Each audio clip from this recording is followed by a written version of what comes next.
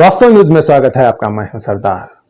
विजयपुर के ऐतिहासिक नगरी, ऐतिहासिक एक ईदगाह मैदान, विजयपुर शहर के वाटर टैंक कहते हैं उसको, वहां पर ऐतिहासिक ईदगाह मैदान।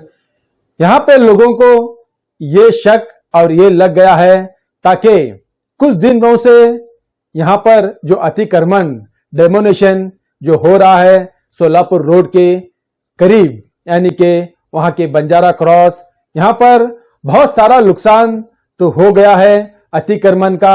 अब यहां के जो मुस्लिम लीडर्सों को और कांग्रेस लीडर्सों, बहुत सारे मुसलमानों को ये खबर, ये शक हो गया ताकि ऐतिहासिक ईदगाह मैदान भी गिराने वाले हैं।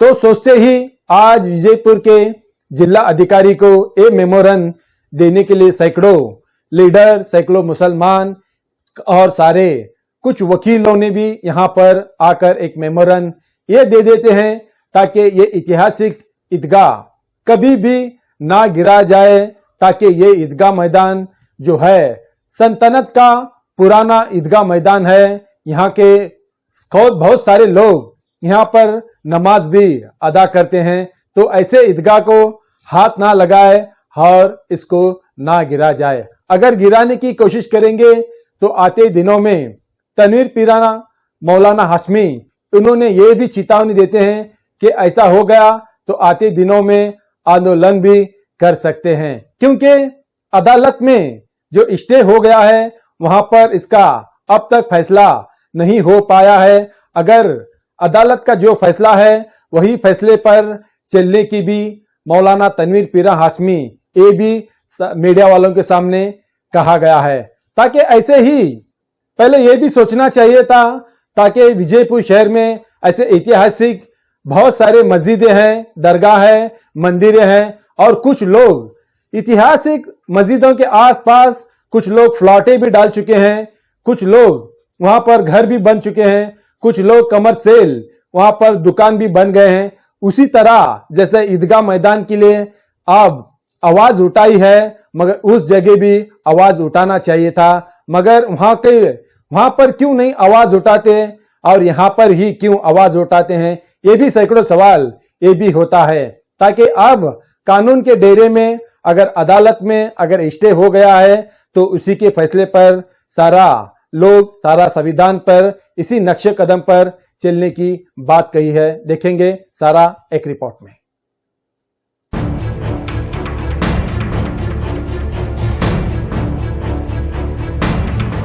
130 ಗಜ 130 ಗಜ ಗಜ ಅಂದ್ರೆ ಸರ್ 3 ಫೀಟ್ ಇದ್ದು ಒಂದು, ಅದನ್ನು ಗಜ ಅಂದ್ರೆ 2 ಸೆಮೀಸ್ ಅಂದ್ರೆ ನಿಯರ್ಲಿ 400 ಫೀಟ್ ಇದೆ ಸ್ಕ್ವೇರ್. ಬಟ್ ನಮ್ಮಲ್ಲಿ ಇದ್ದಿದ್ದು ಬರೀ 80 ಫೀಟ್, ಒಂದು ಸೈಡ್ ಇದೆ, ಒಂದು ಸೈಡ್ 80 ಇದೆ, ಉಳಿದಿದ್ದು ಹೆಡ್ ಕ್ವಾರ್ಟರ್ ಇದೆ. ಅಳತೆಯುಳ್ಳ ದೊಡ್ಡ ಚೌಚಾಕಾರ ಆವರಣ ಇದು ಹೊಂದಿದೆ. ಬಯಲಿನಲ್ಲಿರುವ ಈ ಕಟ್ಟಡವು ಏಕರೂಪಕವಾಗಿ ಸರಳವಾಗಿದೆ. ಆವರಣದ ಪ್ರತಿಯೊಂದು ಮೂಲೆಯಲ್ಲೂ ಒಂದು ಗೋಪುರ. ಆಸ್ ಆಫ್ ನಾವು ಇದು ಇದ್ದರಾಗೂ ವಿ ಗೆಟ್ ಡೇ ಆ್ಯಂಡ್ ಇಲ್ಲಿ ಡಿ ಸಿ ಆಫೀಸ್ ಒಳಗೆ ಕಾರ್ಪೊರೇಷನ್ದಿಂದ ಪೊಲೀಸ್ ಡಿಪಾರ್ಟ್ಮೆಂಟ್ ಮೀಟಿಂಗ್ ಆಗಿ one fine day will demolish that Idgah ಏನೋ ನಮಗೆ ನ್ಯೂಸ್ ಬರ್ತಿತ್ತು. We don't have any authenticated, but ಆ ನ್ಯೂಸ್ ಅಪ್ರಿಹೆನ್ಷನ್ ಈಗೇನಾಗಿದೆ ಸರ್, ನಾವು ಸೋಲಾಪುರ್ ರೋಡ್ ಅಲ್ಲಿಂದ ಸ್ಟಾರ್ಟ್ ಮಾಡಿದ್ದೇವೆ. So naturally we thought it's a right time to meet you and appraise you of the things. ಯಾಕಂದರೆ D ಸಿಗಳು ಒಂದು ವರ್ಷದ ಒಂದು ಎಲ್ಲರಿಗೂ ಗೊತ್ತು, ರಣವೀರ್ ಸರ್ ಎಲ್ಲ ಗೊತ್ತಿತ್ತು, ಅವರು ಔಟ್ರೈಟ್ ರಿಜೆಕ್ಟ್ ಮಾಡೋದು. ಶಿವಕುಮಾರ್ ಔಟ್ರೈಟ್ ಇಲ್ಲ ಇದು ईदगाह ಅದ, ಮಾನ್ಯುಮೆಂಟ್ ಅದ, ಇಲ್ಲೆಲ್ಲ ಹಿಸ್ಟೋರಿಯನ್ ಕೃಷ್ಣ ಕೋಲಾರ್ ಕುಲಕರ್ಣಿ ಪೇಪರ್ಗಳು ಕೊಟ್ಟರೆ ಸಂಯುಕ್ತ ಕರ್ನಾಟಕ ಗದ್ದಿ ಅವರೆಲ್ಲಕ್ಕಿಂತ ಹೆಚ್ಚು ಹಿಸ್ಟ್ರಿ ಬುಕ್ ಅವ್ರು ಬಂದು ಇದೊಂದು ಆರ್ಕಿಯಾಲಜಿಕಲ್ ಇದೆ, ಇದಕ್ಕೆಂದೂ ಟಚ್ ಮಾಡಬಾರದು ಅವರು ಹೇಳಿದ್ರು. ಸೊ ಇದೆಲ್ಲ ಇದ್ದಾಗ ನಮ್ಗೆ ಅಲ್ಲೆಲ್ಲಿ ನ್ಯೂಸಸ್ ಬರೋದ್ರಿಂದ ಸ್ವಲ್ಪ ಹೆದರಿಕೆ, ಆತಂಕ. ಮತ್ತೊಂದು ಏನಾಗ್ಲತ್ತ ಸರ್, ಇದಕ್ಕೆ ಹಿಂದೂ ಮುಸ್ಲಿಮ್ದು ಕಲರ್ ಕೊಡೋ ಪ್ರಯತ್ನ ನಡೆದದು. Whereas it has nothing to do with Hindus and Muslims with department. ಅಲ್ಲಿ ಯಾವಾಗಲೂ ಹೋಗಿ ವಿಸಿಟ್ ಮಾಡಿಸ್ತಾರೆ, ಹಿಂದೂಗಳೇ ಹೆಚ್ಚು ಸಿಗ್ತಾರೆ ಇಲ್ಲಿ ಒಳಗೆ. ಬಿಕಾಸ್ 5 ಟೈಮ್ಸ್ ನಾವು ವರ್ಷ ಒಳಗೆ 2 ಸಲ ಸಣ್ಣ ಮಸೂತಿ ಅದ, ಅಲ್ಲಿ ಹೋಗಿ ಕೂತ್ರೆ ಇದನ್ನು KS IS ಪ್ರಿಪ್ರೇಷನ್ ಜನ ಅಲ್ಲಿ ಹುಡುಗರು ಅದಾರೆ, ಅವ್ರು ಸಂಜೆ ಕೂತಲ್ಲಿ ಗ್ರೂಪ್ ಡಿಸ್ಕಷನ್ ಮಾಡ್ತಾರೆ. ಅವರಿಗೆ ನೀರು, ಟಾಯ್ಲೆಟ್ ಎಲ್ಲನೂ ಉಚಿತವಾಗಿ ನಾವು ಕೊಡ್ತೀವಿ. ಸುಮಾರು 30 ವರ್ಷದಿಂದ ಒಂದು ಸಣ್ಣ ಗಲಭೆ, ಒಂದು ಸಣ್ಣ ಕಂಪ್ಲೇಂಟ್ ಇಲ್ಲ. ಇದ್ದಾಗೂ ಕೆಲವು ಮಂದಿ ತಮ್ಮ ವೆಸ್ಟೆಡ್ ಇಂಟ್ರೆಸ್ಟ್ ಇರುತ್ತೆ, ತಮ್ಮ ಯಾವುದೇ ಒಂದು ಇದ್ರ ಮಾಡಲಿಕ್ಕೆ. ತಾವು ದಯಮಾಡಿ ಇದಕ್ಕೆ ಭಾಳ ಒಳ್ಳೆಯ ಸಭೆ ಮಾಡಿ ನಮ್ಗೆಲ್ಲರಿಗೂ ಇನ್ವಾಲ್ವ್ ಮಾಡಿ ಇದ್ರ ಬಗ್ಗೆ ಒಂದು ಸ್ಟೇಟ್ಮೆಂಟ್ ಅಥವಾ ಇದು ಕೊಟ್ಟು ಕ್ಲಾರಿಫೈಡ್ ಮಾಡಿ ನಮ್ಮಲ್ಲಿರುವ ಆತಂಕ. ಯಾಕಂದ್ರೆ ಎಲ್ಲರೂ ಒಂದು ಕಮ್ಯುನಲ್ ಇದು ಪ್ರಚೋದನೆ ಆಗ್ಲಿಕ್ಕೆ ಅವಕಾಶ ಕೊಡಬಾರ್ದು. ಯಾಕಂದ್ರೆ sir, this is one point. ಈಗ ಅವ್ರು ಹೇಳ್ತಾರೆ ಅದು ರೋಡಿಗೆ ಅಡೆತಡೆ ಆಗ್ತದೆ sir. I am myself engineer and so many engineers are there. ಅದು ಎಂದೂ ಆಗಲಿ ಸರ್. ಮೊದಲಿನ ಡಿ ಸಿಗಳಿಗೂ ನಾವು ಬಂದು ಕ್ಲಿಯರ್ ಮಾಡ್ತಿದ್ವಿ. ಉಸ್ತಾದ್ ಅವ್ರ ಮಿನಿಸ್ಟರ್ ಇದ್ದಾಗ ನನಗೆ ಇಲ್ಲಿ ಕರ್ಕೊಂಡು ಬಂದು ಒಳಗೆ ಹೋಗಿ ಹೇಳಿಸಿದ್ರು ಇದಕ್ಕೆ ಅಲ್ಟರ್ನೇಟಿವ್ ತೋರಿಸಿದ್ರೆ ಅವ್ರಿಗೆ ಸಾಕಷ್ಟು ಅಲ್ಟರ್ನೇಟಿವ್ ಇದೆ. ಇದು Idgah was the base line for the road. The road is constructed because Idgah is there. Idgah came first, then that Solapur road came. So Idgahದಿಂದ ನೀವು ಅಳೆದು ಬಿಟ್ರೆ ಅಂದ್ರೆ ಅಲ್ಲೆಲ್ಲ ಡಿಲಾಪಿಟೆಡ್ ಬಿಲ್ಡಿಂಗ್ಸ್ ಅದಾವೆ. ಯಾಕಂದ್ರೆ ಇದು ಹೋಗ್ತದೆ ಯಾರು ಹೊಸ ಕಟ್ಟಡ ಮಾಡಿಲ್ಲ ಅಲ್ಲಿ. ನೀವು ಅಲ್ಲಿ ವಿಸಿಟ್ ಮಾಡಿ ಅಲ್ಲಿ ಹೇಳಿದ್ರಿ ಅಂದ್ರೆ ಇದೇನು SP ಆಫೀಸ್ ಇದೆ ಸರ್ ಹೊಸದು. SP ಆಫೀಸ್ಗೆ ಅವ್ರು ಕಂಪೌಂಡ್ ಕಟ್ಕೊಂತಾರಲ್ಲ ಅದೇ ಕಂಪೌಂಡ್ ನೀವು ಕಟ್ಟಿ ಮಾಡಿದ್ರೆ you will have a fine road. Idgahನೂ ಉಳಿಯುತ್ತೆ, ನಿಮ್ಮ ರೋಡು ಆಗುತ್ತೆ and will also cooperate what. ನಮ್ದು ಒಂದೇ ಸರ್, ಅಲ್ಲಿ ₹1 ಇನ್ಕಮ್ ಇಲ್ಲ. ಏನು ಕಮರ್ಷಿಯಲ್ ಆಸ್ಪೆಕ್ಟ್ ಅದ ಮೈನಾರಿಟಿ, ಅಲ್ಲಿ ₹1 ಇನ್ಕಮ್ ಇಲ್ಲದೆ ಅದಕ್ಕೆ ನಾವು ಇದು ಮಾಡ್ತಾ ಇದ್ದೇವೆ. ಈಗ ನೀವು ಅಲ್ಲಿ ಪೆಟಿಷನ್ ನಿಮ್ಮ ಗೌರ್ಮೆಂಟ್ ಲಾಯರ್ಸ್ ಅಲ್ಲಿ ಹೋಗಿ ನಿಮ್ಮ ಬಿಹಾಫ್ ಹೋಗಿ ಮಾಡಿದ್ರೆ ಅವ್ರ ಅಪೋಸಿಟ್ ಒಳಗೆ ನಾವು ಲಾಯರ್ಸ್ ಹೈರ್ ಮಾಡ್ಲಿಕ್ಕೂ ನಮ್ಮಲ್ಲಿ ತೊಂದರೆ ಆಗ್ತದೆ. But we are fighting. ಅದನ್ನು ನೀವು ವಿಡ್ರಾ ಮಾಡಿ ನಮ್ಮ ಕಡೆಯಿಂದ ನೀವು ಅಲ್ಲಿ ಫೈಟ್ ಮಾಡಿ Idgah ಸೇಫ್ ಮಾಡಿದ್ರೆ ನಮ್ಗೆ ಬೇರೆದೇ ಇಲ್ಲ ಮಿಕ್ಕಿದ್ದಂತ ಅದನ್ನು ಉಳಿಸ್ರಿ ಅಂದಿದ್ರಿ. ಅದರ ಮುಂದೆ ಹೋಗಾರ ಅದನ್ನು ಹಳೀನೇ ಪ್ರಾಣಿ ಮತ್ತು ಗೋಲ್ಗುಮಠ ಇಬ್ರಾಹಿಂ ರೋಜಾ ಮತ್ತು ಅಂತ ತೆಗೆದು ಕುದುರೆ ಬಂದ 20 ಫುಟ್ ಈ ಕಡೆ ಎಕ್ವೈರ್ ಮಾಡ್ರಿ. ಅವಾಗೇ ಇದೇ MLA ಅವರು ಬಿಡಿಸ್ಲಾಕ್ ಕೊಟ್ಟಿಲ್ರಿ ಪಟ್ಟಣ ಶೆಟ್ಟಿ ಸಾಹೇಬ್ರ ಇದ್ದಾಗ. ಬಸನಗೌಡ್ರಿ ಅವರು ಮುಂದೆ ಜಾಗ ಕೊಡ್ತೀನಂದ್ರಿ ಆ ಮುಂದಿನವ್ರಿಗೆ. ಅವಾಗ ಬ್ಯಾಡ್ರಿ ಇದು ಬೆಳೆಸಬಾರ್ದಂತ ಇವರೇ ಅಂತಾರೆ.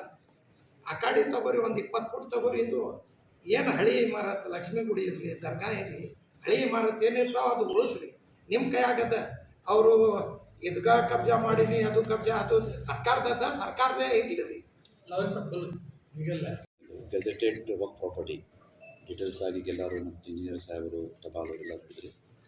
ನಮ್ಮೊಂದು ರಿಕ್ವೆಸ್ಟ್ ಏನಿದೆ, ನೀವು ಅಲ್ಲಿ ವಿಸಿಟ್ ಮಾಡಬೇಕು. ನಮ್ಮೆಲ್ಲ ಸಮಾಜದಿಂದ ನಾವು ರಿಕ್ವೆಸ್ಟ್ ಮಾಡ್ತಾ ಇದ್ದೀವಿ, ಆ್ಯಸ್ ಸೂನ್ ಆ್ಯಸ್ ಪಾಸಿಬಲ್ ನೀವು ಇವತ್ತು ನಾಡಿದ್ದು ಯಾವಾಗ ಇರ್ತೀವಿ ಸರ್ ವಿಸಿಟ್ ಮಾಡಿ. ಮುನ್ಸಿಪಾಲಿಟಿ ಕಮಿಷನರಿಗೆ ಅಲ್ಲಿ ಕರೆದು ಇದರ ಬಗ್ಗೆ ಸ್ವಲ್ಪ ನೀವೊಂದು ಸ್ಟೇಟ್ಮೆಂಟ್ ಕೊಟ್ಟರೆ ಸ್ಪಷ್ಟವಾಗಿ ಇದು ಇಶ್ಯೂ ಮುಗಿದ್ಬಿಡ್ತೈತೆ.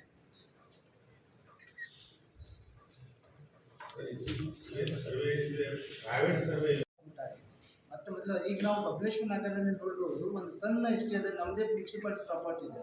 ಅದಕ್ಕೆ ನಾವು ಅದು ಬಿಟ್ಟು ಕಿಸಿ ಬೇರೆ ರೋಡ್ ಮಾಡಿಬಿಟ್ಟು. ಆದರೆ ಇದು ದೊಡ್ಡ ಬಂದ ವಕಫ್ ಆಸ್ತಿ ಅದ, ಮಾನ್ಯುಮೆಂಟ್ ಅದ, ಕಂಡಾಡಿಸೋದು ಇದು ಅದ. ಆದರೂ ಕೂಡ ನಾವು ಅದಕ್ಕೆ ಪದೇ ಆತಂಕ ನಮ್ಗೆ ಸಿಗಲ್ಲ. ಅದು ಏನೂ ಸಮಸ್ಯೆ ಇಲ್ಲ ಸರ್. ಹಾಗಾಗಿ ಇಲ್ಲ ಸರ್ ಹೇಳಿದಾಗ ನಾವು SP ಆಫೀಸ್ನಿಂದ ಸರಳ ಕಟ್ ಮಾಡ್ಕೊಂಡ್ಬಿಟ್ರೆ ಆಯ್ತು ಸರ್. ಅದು ಮಾಡಿದ್ರೆ ರೋಡ್ ಹಾಕಿತ್ತು. ಅದು ಅಲ್ಲದೆ ನಾವು ಅದಕ್ಕೆ ಕಂಟಿನ್ಯೂ ರೋಡ್ ಮಾಡಬೇಕಾದ್ರೂ ಅದು ಆಗ್ತಾಯಿದೆ.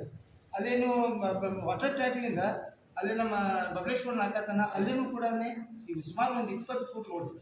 ಸೊ ಅದರಿಂದ ಅದು ಸ್ಟೇಟ್ ಹೈವೇ ಸರ್ ಮೊದಲಿಂದ, ಸ್ಟೇಟ್ NH13 ಸರ್ ಮೊದಲಿಂದ ಬಿಜಾಪುರ್ನಾಗ ಸೋಲಾಪುರ ರೋಡಿಂದ ಅದು ಕಂಟಿನ್ಯೂ ಆಗಿದೆ. ಆದರೂ ಕೂಡ ಅಲ್ಲಿ ಏನೂ ಆತಂಕ ಆಗಲಿಲ್ಲ.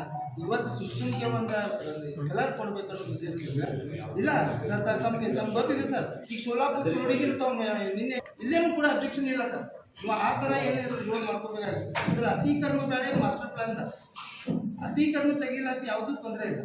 ಮಾಸ್ಟರ್ ಪ್ಲಾನ್ ತೆಗಿಬೇಕಾದ್ರೆ 4161 ಎಲ್ಲ ಆಗಬೇಕಾಗ್ತೈತಿ ಅದೆಲ್ಲ ಮಾಡ್ತಾರೆ. ಸುಮ್ಮನೆ ತರಾತುರಿ ಒಳಗೆ ಬಂದು ತೆಗಿಲಾಕ ಪ್ರಯತ್ನ ಮಾಡಿದ್ರೆ ಸುಮ್ಮನೆ ಆಗ್ತದೆ. ನಾವು ಬಂದಾಗಿಂದ ಯಾವುದೂ ಕೆಲಸ ಇಲ್ಲ, ಯಾವುದೂ ಸಣ್ಣ ಪುಟ್ಟ ಗರಿಬೆ ಆಗಲಿಲ್ಲ. ಇವತ್ತು ಆಗಬಾರ್ದು ಉದ್ದೇಶ. ನಮ್ಮ ಇಡೀ ಸಮಾಜ ಕೂಡ ನಮ್ಮಲ್ಲಿ ರಿಕ್ವೆಸ್ಟ್ ಮಾಡ್ಕೊಡ್ತೇನಂದ್ರೆ ತಾವು ದಯಮಾಡಿ ಅದ್ರ ಬಗ್ಗೆ ಕುಲಂಶುಗ ವಿಚಾರ ಮಾಡಿ ಅಲ್ಲಿ ರೋಡ್ನ ಅನುಕೂಲ ಆಗ್ತೈತೆ ಆ ರೋಡನ್ನು ನೋಡ್ಕೊಂಡು ಆ ಕಡೆ ಮನೆಗಳು ತೆಗೆದು ಎದುರು ಮಾಡ್ಬೋದು. ಅದು Idgah ತೆಗೆದ ಮೇಲೆ ಅದು ಏನೂ ಮಾಡಲ್ಲ. ಸೊ ನಾವು ಅಂದರೆ ನಮ್ಮ ಭಾವನೆಗಳು ನಮ್ಮ ಇದು ಅದ್ರ ಜೊತೆಯಲ್ಲಿ ಕೂಡಿದಂಥ ಇಡೀ ಸಮಾಜ ಬಿಜಾಪುರ ಸಮಾಜದೆಲ್ಲ ಕೂಡಿದ ಒಕ್ಕಟ್ಟಾಗಿ ಅದೆಲ್ಲ ಕೂಡಿ ಎಲ್ಲ ದಂಡರು ಬರ್ತದೆ. ಒಂದೇ ಮುಸಲ್ಮಾನಲ್ಲ ಅಷ್ಟೇ. ಆದ್ರೆ ನಾವು ಅಲ್ಲೇ ಹುಟ್ಟಿಬೆಳೆದು ಅದೇ ಇದ್ರಾಗ ಏರ್ಪೋರ್ಟ್ನಾಗ ನಾವು ಹುಟ್ಟಿದ ಅಲ್ಲೇ ನಾವು ಅಲ್ಲಿ ಅವಾಗಿನ ನೋಡ್ಬೋದು ಬಂದು. ಸೊ ದಯಮಾಡಿ ತಾವು ಅದ್ರ ಬಗ್ಗೆ ಪ್ರತ್ಯಕ್ಷ ನೀವು ಇದು ಮಾಡಿ. ಮೊಹಮ್ಮದ್ ಬಶೀರ್ DC ಸಾಹೇಬ್ ಬಂದಾಗೂ ಅದೇ ಆಗಿತ್ತು. ಆಮೇಲೆ ಅವ್ರಿಗೆ ಮೊದಲು DC ಅವ್ರು ಬಂದಾಗೂ ಅದೇ ಆಗಿತ್ತು. ಎಲ್ಲರೂ ಬಂದು ಇಲ್ಲ ತೆಗೆದು ಬೆಳೆದ. ಇವತ್ತು ಕಾರ್ಪೊರೇಷನ್ ಒಂದು ನೋಟಿಸ್ ಕೊಟ್ಬಿಟ್ಟು ಆ ಡೆಮಾಲಿಷನ್ ಮಾಡಿ ವಾಟರ್ ಟ್ಯಾಂಕ್ ಅಂತ ಹೇಳಿದ್ಮೇಲೆ ನಮ್ಗೆ Idgah ಇದು ಮಾಡ್ಬೋದು ಅಂತ ತೊಂದರೆ ಆಗ್ತಾ ಇದೆ. ಅದಕ್ಕೆ ದಯಮಾಡಿ ತಾವು ಏನಂದ ಅದಕ್ಕೆ ಒಂದು ಇದು ಮಾಡಿ ಅದು ಒಂದು ಏನಾದರೂ ಮಾಡಿರಿ ನಾವೆಲ್ಲ ಕೂಡಿ ನಾವು ನಿಮ್ಮ ಜೊತೆಲಿ ಇರ್ತೀವಿ ಅಂತ ನಮ್ಮಲ್ಲಿ ಮನವಿ ಮಾಡ್ತೀವಿ.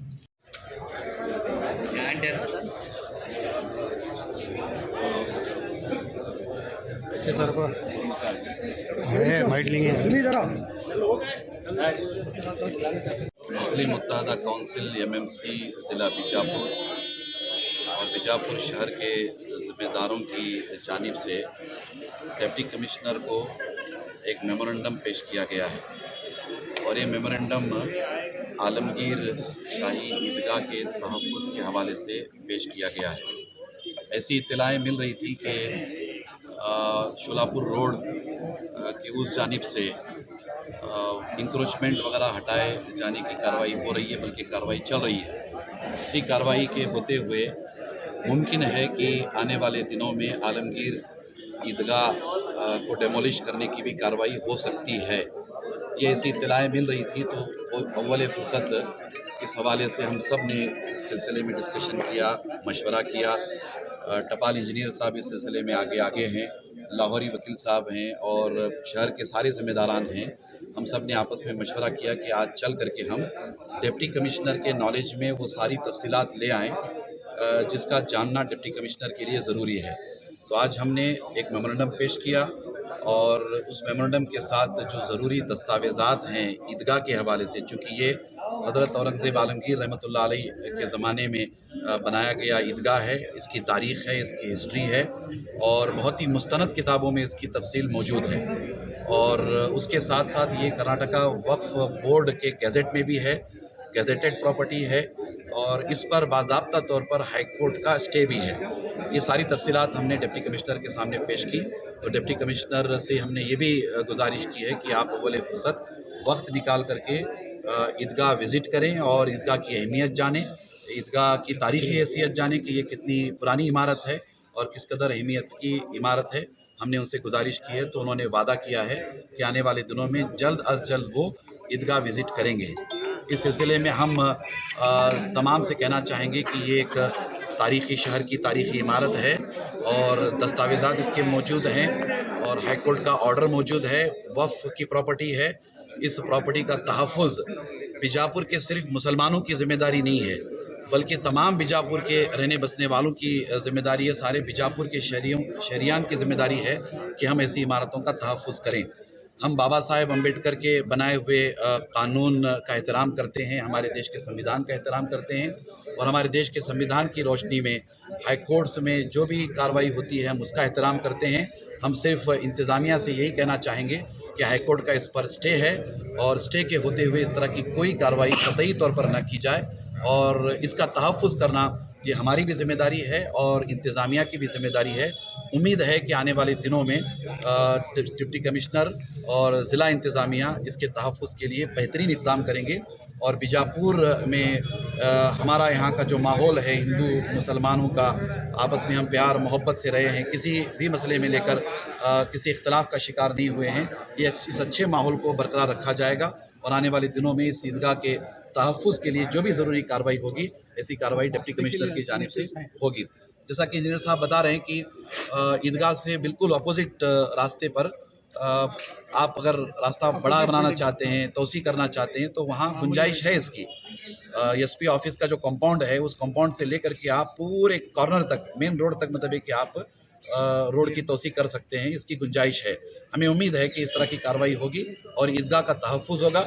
ईदगाह का तहफ़्फ़ुज़ ये इंतज़ामिया की भी ज़िम्मेदारी है, हम सब की ज़िम्मेदारी है और हम सब मिल करके इंशाअल्लाह ताला ईदगाह का तहफ़्फ़ुज़ करेंगे। इसके लिए चाहे कितने बड़े पैमाने पर इक़दाम करना पड़े हम इक़दाम करेंगे, मगर हम ईदगाह को हर हाल में बचाएंगे इंशाअल्लाह, हर हाल में उसका तहफ़्फ़ुज़ करेंगे इंशाअल्लाह। सर, वक्फ प्रॉपर्टी की आप जब बात कर रहे हैं तो हुबली के जो मोहम्मद शाह काजी दरगाह जो वो भी वक्फ में थी तो उसे भी हटाया गया। देखिए, वहाँ की प्रॉपर्टी के हवाले से वो प्रॉपर्टी यकीनन वक्फ की प्रॉपर्टी थी, मगर हाई कोर्ट में केस चल रहा था। 16 दिसंबर को केस डिसमिस हो गया, वक्फ के अगेंस्ट में हुआ। उसके बाद फौरी तौर पर कार्रवाई करनी चाहिए थी लेकिन वक्त नहीं मिला। वो पता नहीं हुकूमत ने क्या जल्दबाजी की और जो वाक़या हुआ हमें इसका बहुत अफसोस है, ये नहीं होना चाहिए था। हमें आगे जाने का मौका तक नहीं दिया गया, डिविजनल बेंच तक जाने का मौका तक नहीं दिया गया। ये एक यकीनन जुल्म अजीम है, बहुत बड़ा जुल्म हुआ है, हम इसकी मजम्मत करते हैं। मगर यहाँ ईदगाह का इशू बिल्कुल डिफरेंट है। ईदगाह का इशू डिफरेंट इसलिए है कि ये हाई कोर्ट में इसका स्टे है। हाई कोर्ट में जब स्टे होता है तो उसका एहतराम करना ज़िला इंतज़ामिया की भी ज़िम्मेदारी है और कॉरपोरेशन के कमिश्नर की भी ज़िम्मेदारी है, पुलिस डिपार्टमेंट की भी ज़िम्मेदारी है और सारे हिंदुस्तानियों की ज़िम्मेदारी है। इसलिए कि हम अदालत को जब तक रिस्पेक्ट नहीं करेंगे तब तक हम इस मुल्क में अच्छा माहौल नहीं बना पाएंगे।